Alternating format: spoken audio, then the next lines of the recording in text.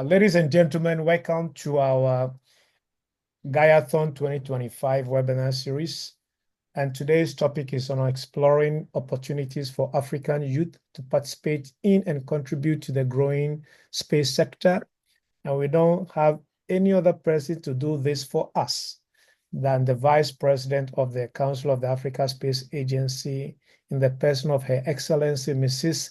Thandikile Mbvundula. And I think she's affectionately called Mrs. Thandi or Thandi.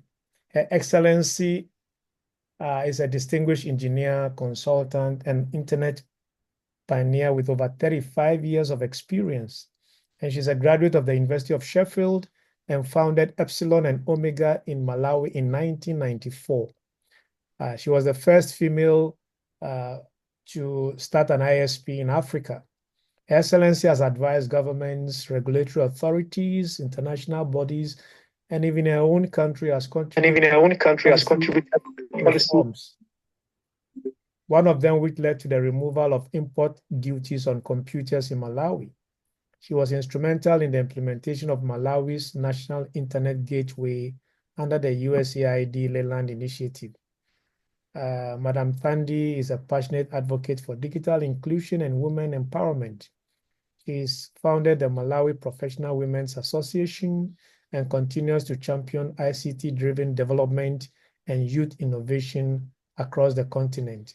Distinguished ladies and gentlemen, it is my singular honor to invite Her Excellency to deliver her presentation. Madam, you have the floor. Thank you. Thank you very much, Professor. I'm humbled to be here with all the youth. And it is a great honor because while I promote women, I also promote youth. I think it's really, really important. Thank you very much for inviting me once again. As the professor has indicated, I'm the Vice President of the Council of the African Space Agency. And I think just to explain in terms of the structure, the African Space Agency, the Council for the African Space Agency is the governing and policy and strategic component of the African Space Agency. And the African Space Agency will be the implementing arm of the organization. I'm honored to inform you that the African Space Agency was officially launched on the 20th of April, 2025. This is just last month. It's a long journey. It's been a long journey. The African Space Agency was established under the African Union Commission, and it has a mandate to coordinate and implement African space activities in order to advance the continent's socio-economic development, integration, and global competitiveness through the peaceful use of outer space. The African Space Agency, fondly referred to as AfSA, is expected to play a transformational role ensuring that Africa leverages space science and technology as a catalyst for achieving the African 63. We are very much aligned in terms of all of our strategies and policies with the overall support towards the continental achievement of the objectives of the Agenda 2063. The African Space Agency is actually located in Cairo, Egypt. That is a country that is very gracefully won the opportunity to host us. And when we look at the mandate of AfSA, it is multifaceted. We're looking at coordinating African space activities, promoting the peaceful use of outer space, advancing socioeconomic development, building capacity across the continent and fostering innovation, operationalizing the African Outer Space Program, strengthening partnership and cooperation and collaboration, promoting harmonized governance. So when we look at establishing a new sector, inevitably the policy and regulatory frameworks that are necessary to support and elevate the sector may not be well established. And that is one of the critical roles of the Africa Space Agency. And of course, overseeing continental space infrastructure. And when we look at the strategic goals, we look at space-derived products and services used for decision-making, addressing the economic, political, social, and environmental challenges that face our continent every day. Building an indigenous space capability in the private and public sectors that defines a coordinated, effective, and innovative African-led space program. And in terms of our policy goals, we look at well-coordinated and integrated Africa space program, making sure that we are globally competitive, ensuring that we're responsive to the social, economic, political, and environmental needs of the continent. As I indicated earlier, for any new sector to thrive, it needs the right regulatory and policy framework, which will enable it to grow and operate, and to ensure the Africa's responsible and peaceful use of outer space. There are 4 key thematic focus areas of the Africa Space Agency. The first is Earth observation, which a number of you have been embarking on over the last few weeks with the Gaiathon. Navigation and positioning, satellite communications, space science, and astronomy. And basically everything that we're doing falls within these 4 areas, but these are all encompassing and do cover even the work that you've been doing in terms of the technology, the research, the projects you've been doing, Internet of Things, and so on. And when we look at the strategic focus, we're looking at leveraging space-derived benefits. And one of the things that I'd really like to emphasize to you is that while we talk about space, people tend to look at it one-sided. That is really, for a lot of people, when you talk to them about being involved in the space sector, they only think about going to the moon or satellites. But the value chain for the space economy is actually very long.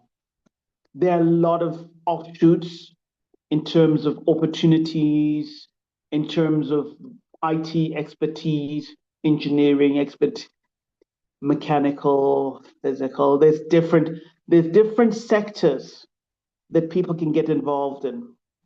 And that's one thing I'd really like to make sure that we emphasize, that people are not just bound by the traditional ideas of what we think about when somebody mentions the space sector to us. There are a lot of components. There's artificial intelligence, a lot of development, machine learning, and so on. There's precision manufacturing and fabrication. There are multiple channels in which youth can get involved. So while we at the Africa Space Agency are extremely excited about the fact that this is a new sector that opens up huge opportunities for the youth of Africa. Some people may see it as like, there's no space for me because it's about space and, I didn't do too well in this sector or that. But as we said, it's got the space economy value chain. It's very long. Yeah. And so areas that we need to look at in terms of strategic focus is also strengthening research, development, and innovation, developing using human capital, institutionalizing a corporate governance structure, setting and adhering regulatory requirements. And I must emphasize that when we talk about setting regulatory requirements and frameworks, we're looking at setting up regulatory requirements that enable business, that enable entrepreneurship, that enable growth, and are garnered towards that focus. Building critical infrastructure that supports the sector, fostering regional coordination and collaboration, promoting strategic partnerships. One of the things I must again emphasize about the space sector, I've often told people that the fact that I'm in Malawi at the moment, and I understand you're in 16 different universities across the continent, and we have people beyond that. The space sector is not limited to just the sky immediately above you. You can be doing work for the space sector anywhere in the world, from wherever you are located. So working with strategic partners across the globe, there are opportunities that are available to the youth of the continent, across the continent. Beyond the sky is the limit.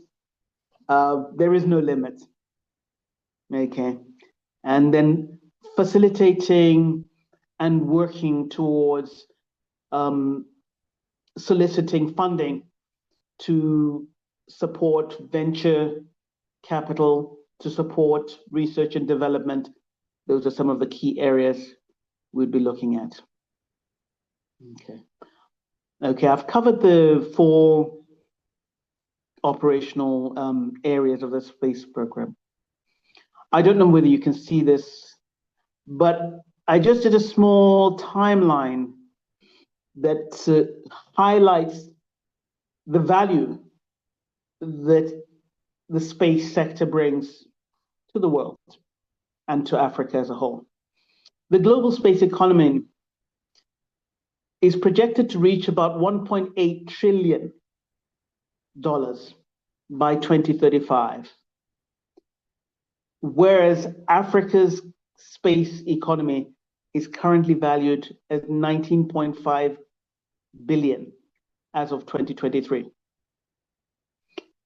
What this represents is less than 1% of the global space economy as of 2023, which was valued at 546 billion.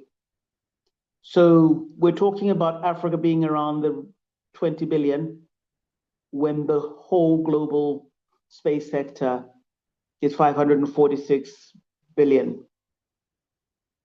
There's a lot of opportunity for growth.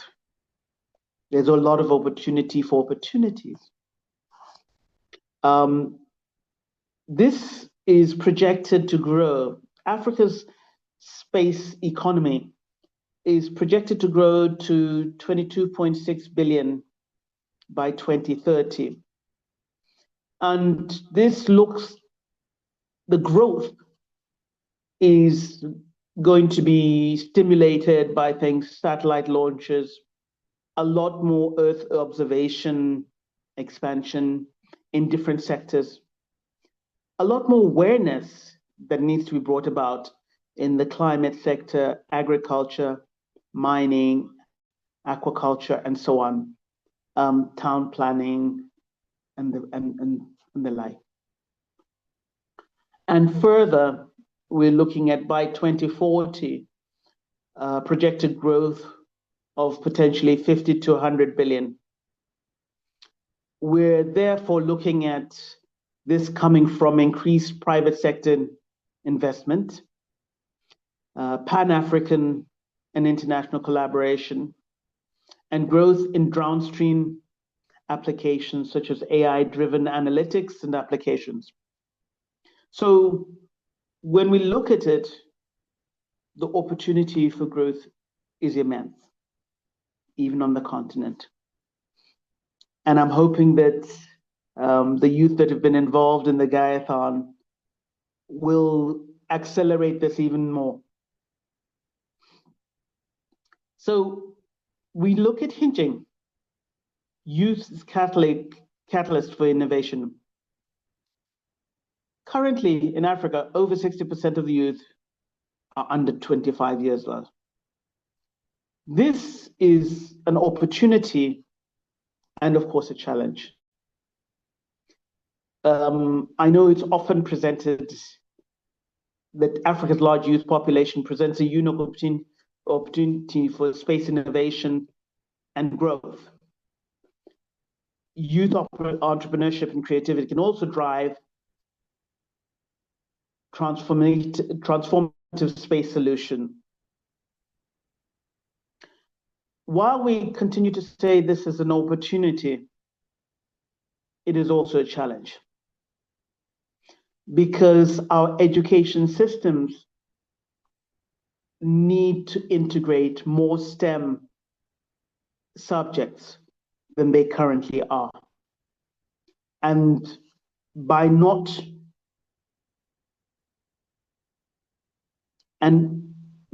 integrating these STEM subjects and building up that education level, it poses a big challenge for the continent.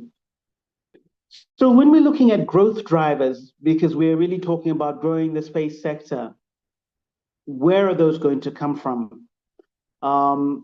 There's government investment, and you have great examples for countries like Egypt, South Africa, Nigeria, Angola, Rwanda, and a number of others that are allocating funds directly to space programs. There's youth innovation, rising talent within STEM, and startups using, for example, there's Kenya's Shule Tech using satellite data for education. I have a number of other examples. And the beauty of youth innovation, we have very tech-savvy youth today. I think if you give them data, they can do the relevant research to innovate in this sector, whether it's learning new skills, doing research, and developing new products. Okay. Global partnerships, collaboration with institutions like the European Space Agency, NASA, China, and multiple other countries around the globe, to build launch facilities and data centers, which is some of the infrastructure that you need. In addition to, of course, your Earth observation, your various research centers. Okay. Africa's competitive advantages in terms of trying to move forward. Untapped markets. Only about 20 African nations have launched satellites. So there's plenty room for new entrants. And the demand for satellite broadband in rural areas is extremely high. At the moment, we're talking about over 1 billion people on the African continent, and 600 million lack access to the internet. A good portion of those are the youth that we're talking about that need to be the economic drivers of tomorrow.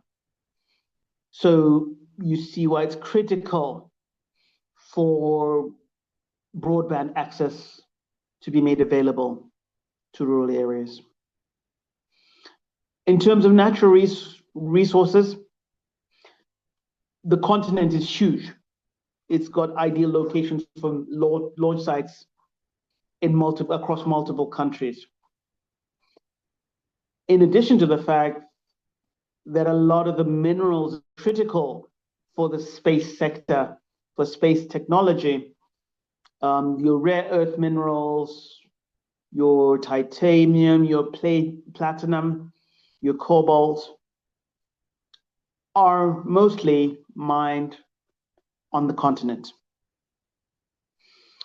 Climate urgency, Earth observation data is critical for managing droughts, floods, and food security.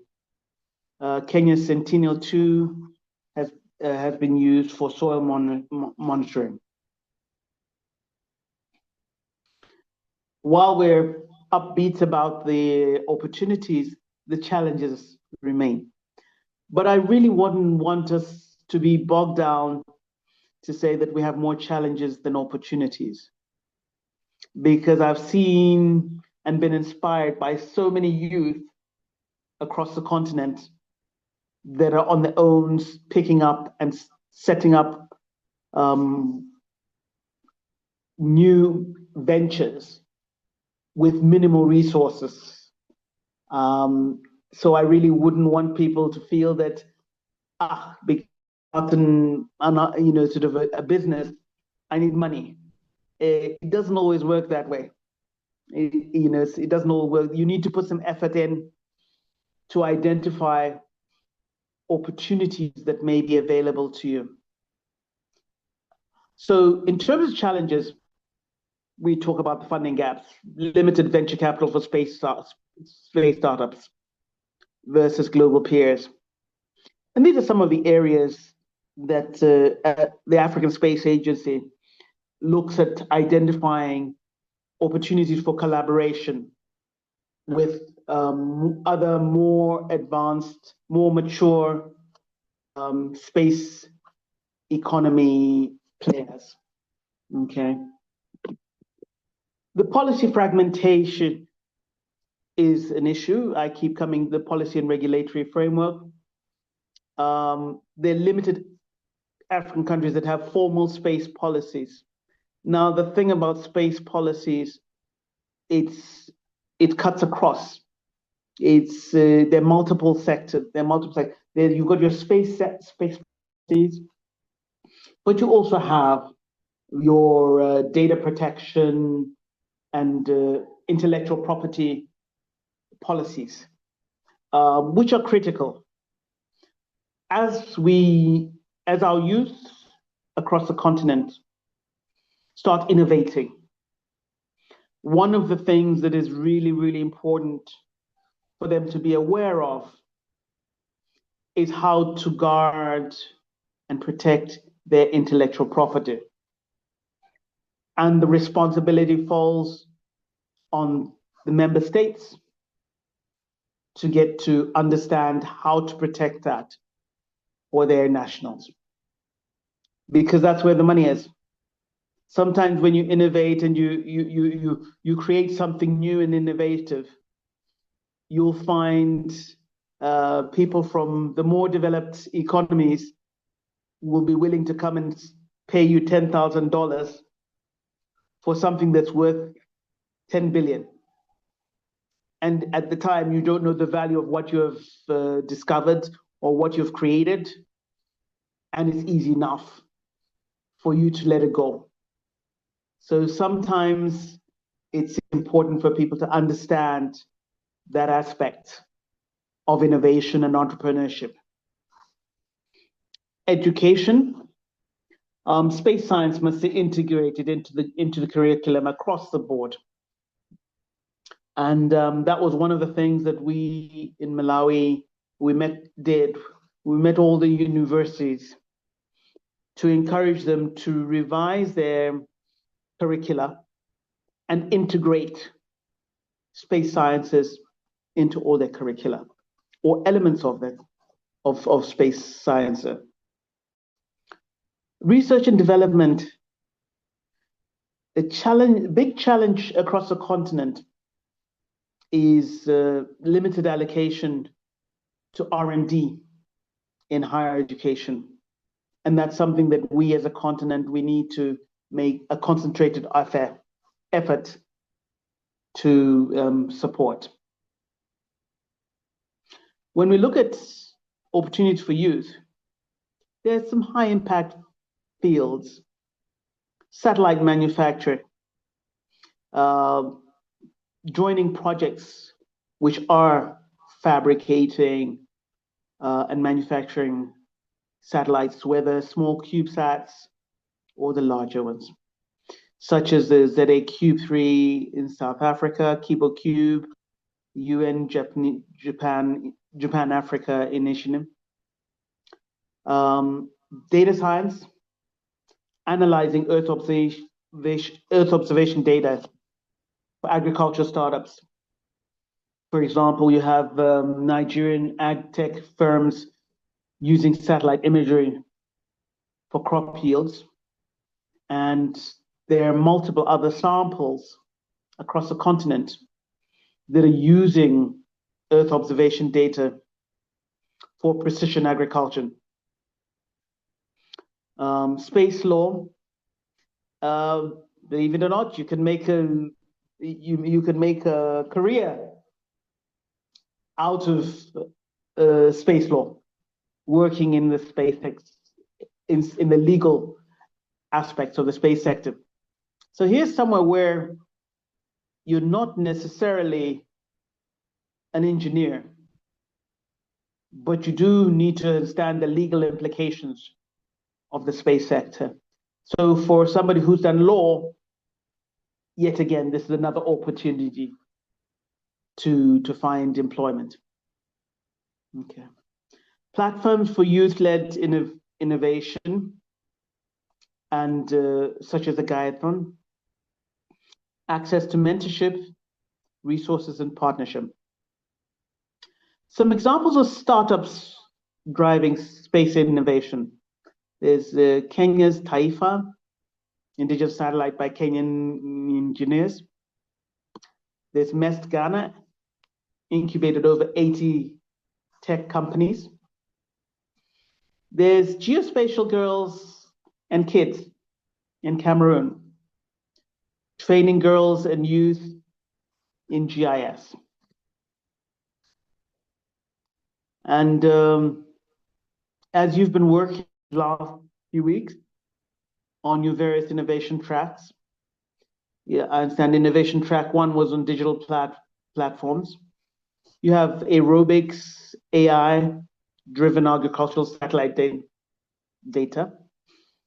Selina Wamuchi in Kenya, who runs GrowerSoft. She combines satellite and sensor data. And on your innovation track 3, where you were working on Internet of Things enabled smart systems, there's Lumikani in South Africa, Internet of Things fire alert systems in informal settlements, Citizens for Clean Air, wearable air quality sensors for youth-led advocacy.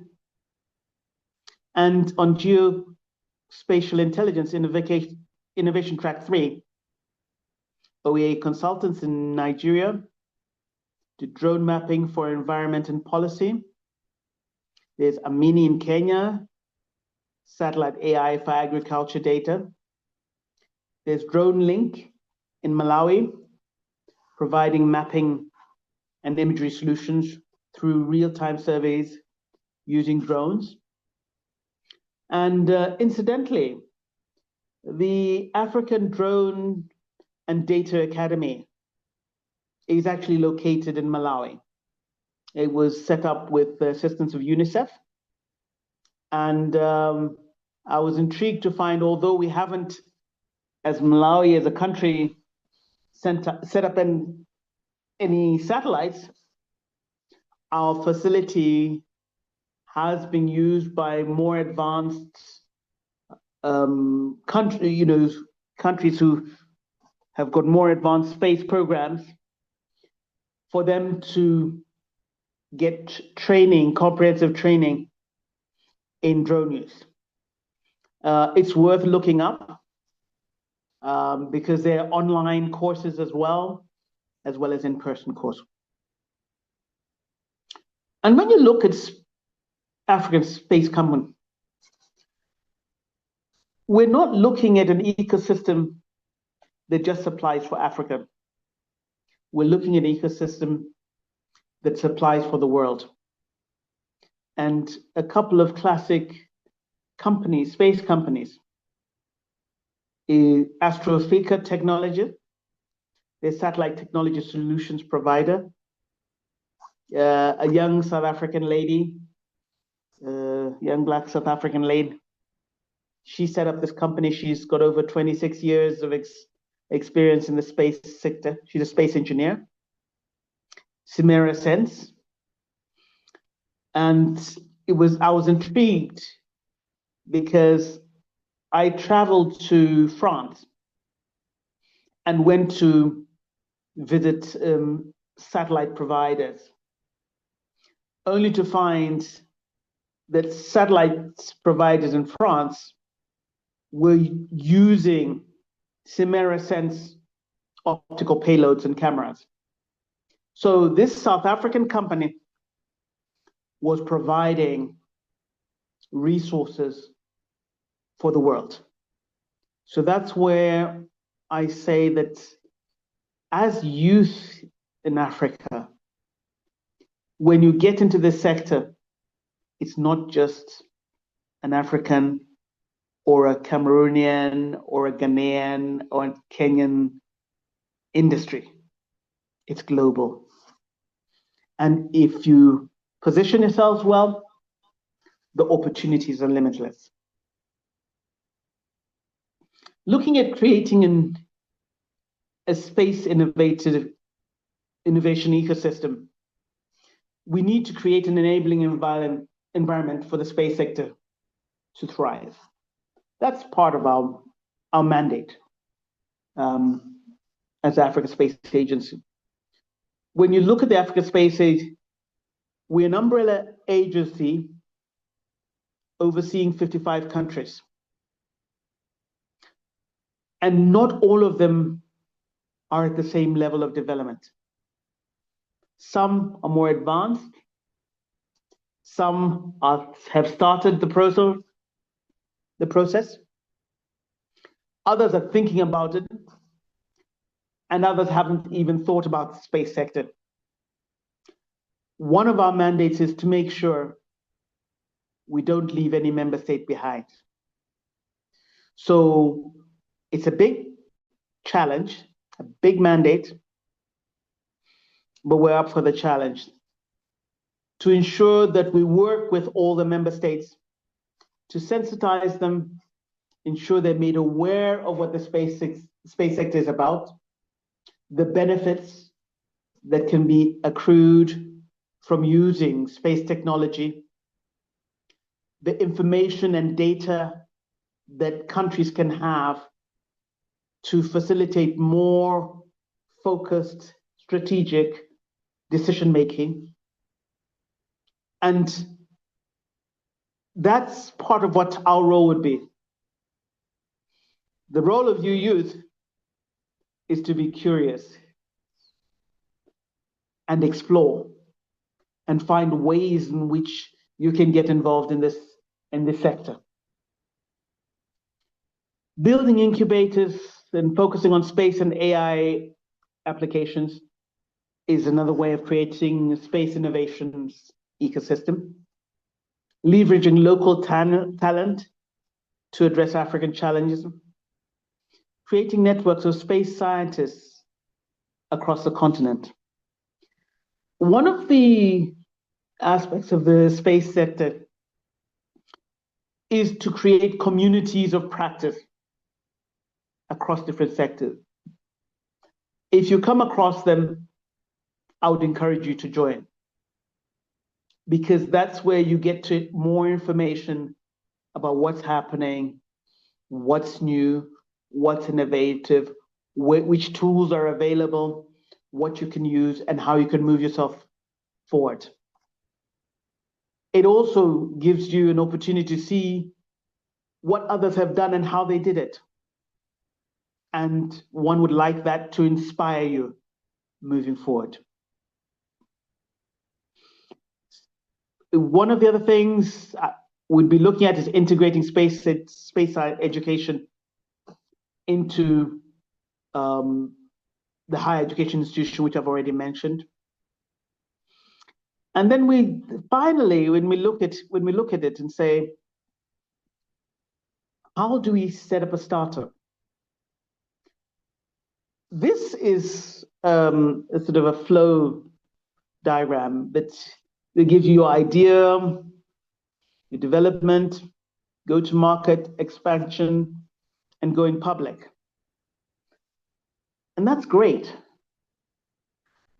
But I'll guarantee you, in Africa, it doesn't always follow that path. It does not always follow that path. The hurdles that we have are numerous.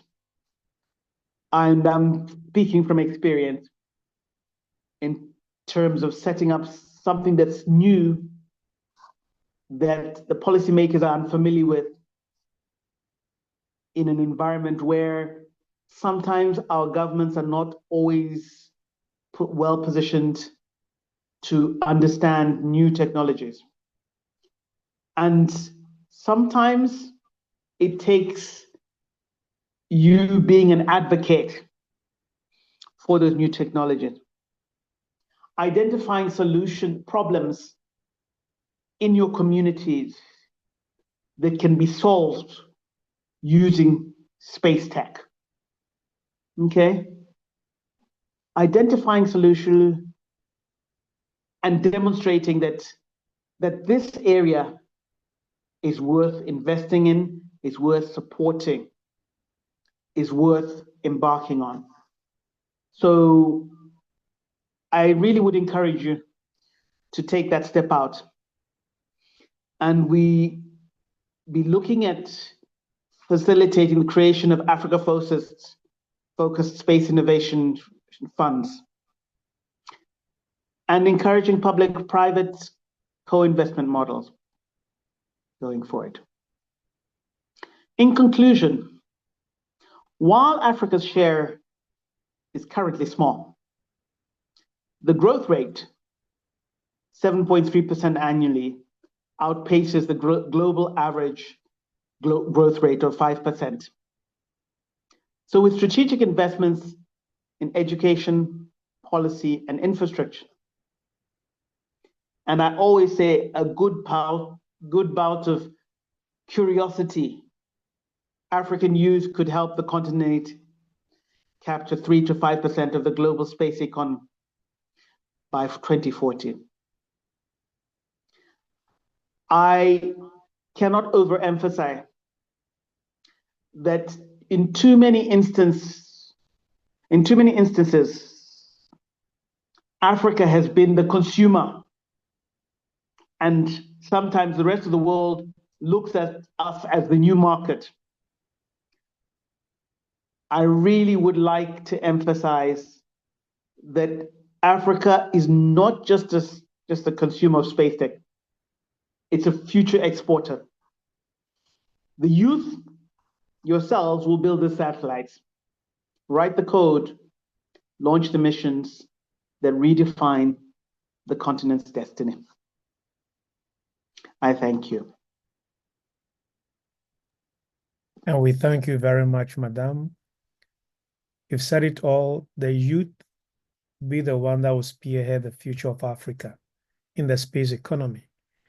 On this note, I will open the floor for us to ask questions. So please, you can type into the chat window or raise your hand. We have Charlene, I think, who had their hand up. So please, let's do it systematically and quickly. So if you have any question, kindly go ahead and ask the question, and Madam will take the questions and then provide answers.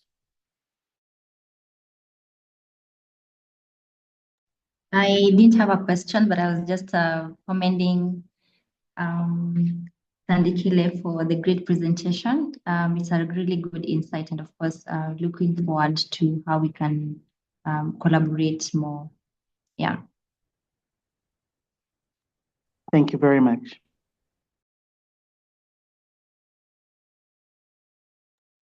Eugene, please go ahead.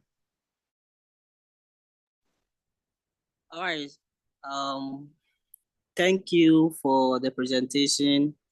It was very insightful, and then I would like to ask this question.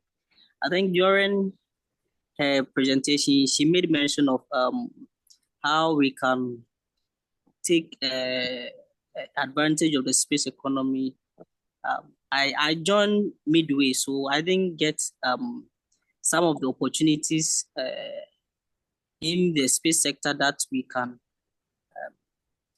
embrace so that it will help us shape the future of Africa. Thank you. Madam, please, on this note, we'll be providing this presentation on our YouTube channel. So Eugene, you have access to it, and then you can watch what Madam presented again. Whilst we're waiting for another question, Madam, with the Africa Space Agency, are there going to be opportunities for students to intern like in the other UN agencies? And if it's the case, how will they apply for internship if it exists? Thank you very much, Professor. Yes, there will be opportunities for internships. At the moment, being an organ of the African Union Commission, internships are applied for through the African Union. So for people to become volunteers or interns, you'd have to apply through the African Union internship program at the moment. Further down the line, there may be other opportunities, and I think those will be open up, because what will happen is, as the African Space Agency is, all the positions are filled up, there will be opportunities for secondment there. But currently, if people want to be available to work with Africa Space Agency, I believe that you'd have to go through the Africa Union internship program. Thank you. Cynthia? Yes, thank you very much. And thank you for the presentation. I am just wondering, looking at the growth drivers, I realize that one has to do with youth innovations. And you indicated that students being trained in STEM-related programs. And it's one of the ways by which we can drive this particular growth. I don't know whether, as at now, Ghana, we are still struggling with 40% arts, 60% arts as against 40% for the STEM. I don't know whether AU can come up with some form of policies to impress upon government to ensure that education is directed towards STEM and programs more compared to that of the arts, because most of the people are into arts, and we need more of the sciences and the STEM related programs to be able to drive the agenda for development. I don't know whether you have any answer to this. Thank you. Thank you very much, Cynthia. In fact, I think there's a lot of work being done in the Education, Science, Technology, and Innovation department of the African Union in terms of some of the policies that they're putting in place. They've been updating their policies because previously it was science, technology, and education. They've now added innovation. So that is, a number of the continental policies are being navigated towards inclusion of innovation as well. Yeah.